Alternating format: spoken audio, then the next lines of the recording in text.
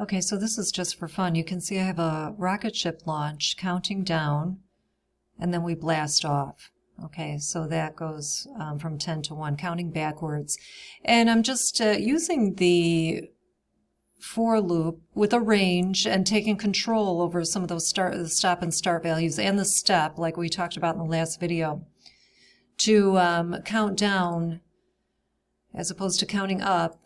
And I'm also using the sleep function to try to slow things down. If I wasn't slowing this down, it would just be like 10 to 1 in an instant, and it wouldn't have suspense. It wouldn't be fun.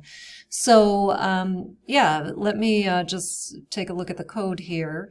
So importing time for that sleep function, as you know. And so I have loop counter Z in range. Okay, this is the start value, starting at 10, counting down to 1. But I talked about that in the last video, how when you're specifying your end value, you always have to go 1 further than where you intend to end. So I intended to end at 1, but I had to take it 1 further. We're counting backwards, so I had to go to 0. And then, of course, take care of the step, which is -1, stepping backwards in this case.